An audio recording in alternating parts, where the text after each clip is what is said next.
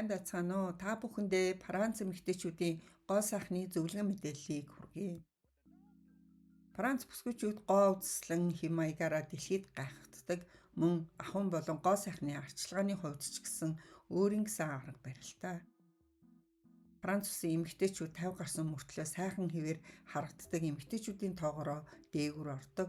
Тэд хөгшрөхөөс айхгүй өөрийнхөө хижээл насыг тайван тухтаа гихч нухтан жаргалтайгаар өнгөрөөдөг.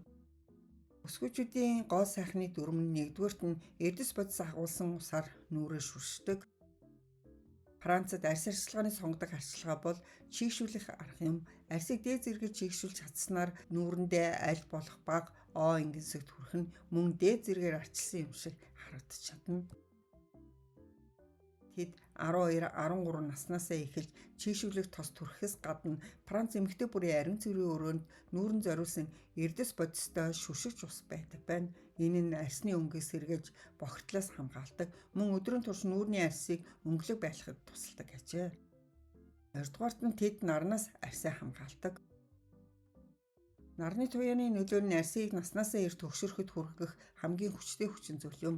Франц эмэгтэйчүүд арьс арчилгаанд SPF хамгаалтыг анхаардаг. Тэд нартай өдрүүдэд эсвэл наран шарлагын газар том сарвчтай малгай өмсдөг байна. Харин өдөр тутамдаа чэйжний эмзэг арьсыг нарнаас хамгаалахын тулд нэмгэн алчуур зангидаж жаншжээ. Гуравдугаарт нь арьсыг гуйжуулж чийгшүүлэх тос түрхдэг.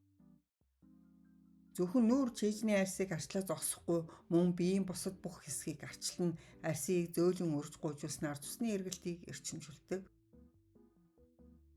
Дараа нь шүршүүд орж тижээлийн эсвэл чийгшүүлэх тос түрхдэг байна. Ингэснээр арьсны нүх сүв нээгдсэн тул түрхсэн тос амархан шингэж үр дүнгээ өгдөг ажээ. Дөрөвдүгээрт нь үрчлээ гарахаас өмнө хөгшрөлтийн эсрэг тос хэрэглэж эхэлдэг. Францад гоо сайхны арчилгааны нэг үндэс нь өсвөр наснаасаа эхэлдэг байна. Жишээ нь арьсыг чийгшүүлэх, нарнаас хамгаалах, мөн цэвэрлэгээний арчилгааг баримтлахыг зөвлөнө. Үүнээс гадна үрчлээ гарахаас өмнө нарны өөрчлөлтийн эсрэг тос түрхэж эхлэх нь зүйтэй гэж үздэг.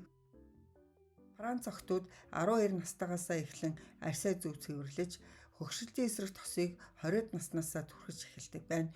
Мөн тэд жил бүр арьсаа оншилуулж шаардлагатай арга хэмжээ авдаг.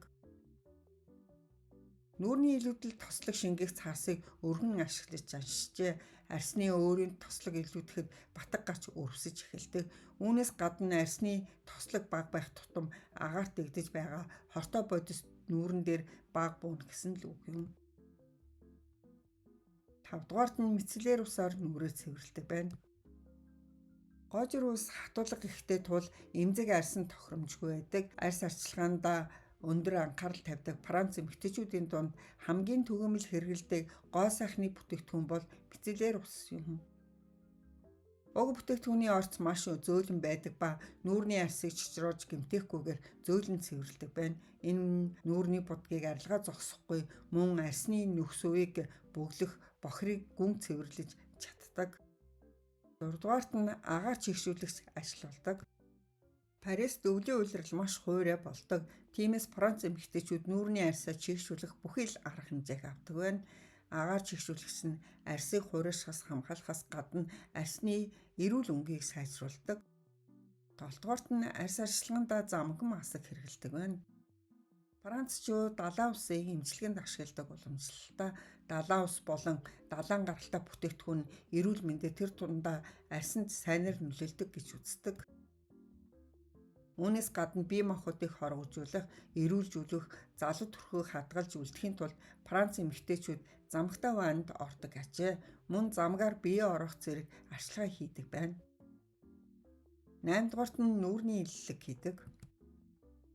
Нүүрний илэлэг хийснээр зөв болон байнгын арчилгааны үр дүнд нүүрний булчингийн ачааллыг суллаж арьсыг чангалж өгдөг. Мөн нүүрний хаван буурч хөгшрөлийн шинж тэмдэг багасдаг. 9-дугаарт нь шүршүүрийн шингэн савнгийн оронд жирийн савнгаар бие угаадаг. Франц бүсгүйчүүд шүршүүрийн шингэн савнгийн оронд хатуу савн хэрэглэдэг. Энэ нь зүгээр ч нэг тохиолдлын арчилгаа биш юм. Хатуу савнд тэнцвэржүүлэгч зэрэг арьсыг чичрах химийн гаралтай орц бага байдаг ажээ.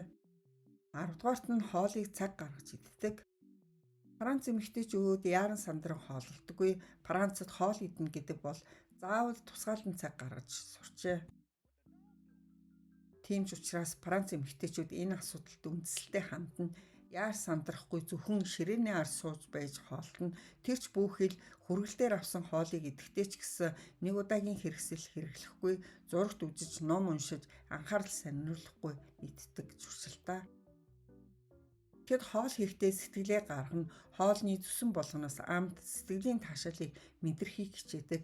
Энэ нь хоол хэтрүүлж идэхээс хамгаалахын зэрэгцээ хоолны үеэр тайван амрах боломжийг олгодог ажээ.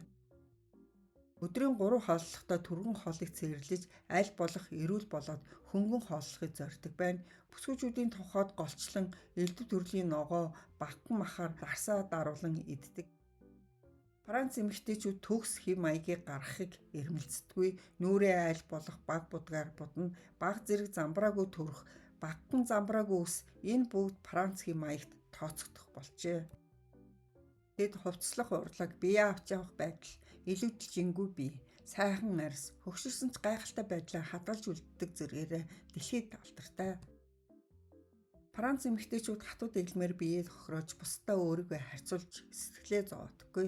Тэд зүгээр л өөртөө ямар хоол хүнс тохирдог, ямар бүтээгдэхүүн тохирдог, хинтээ байх, хинтээ харин байхгүй гэдгээ юуг таашааж, юунаас татгалцгаа маш сайн мэддэг буюу өөрийгөө хинээс ч илүү мэдэрч чаддаг. Тийм ч учраас тэд амархан өтөлтгүй сэтгэлийн готролд ортлоо хизээч өөрийгөө гээдэггүй. Тэдний хувьд гоо сайхан бөгөөд амьдрах хэм маяг нь салангат зүйл биш, нэг цогц ойлголт юм. Амьдралаас таашаал авч чаддаг эмэгтэй л сайхан харагддаг гэдгийг мэддэгт нууц нь байдаг. Анхааран сонсон та бүхэндээ баярлалаа.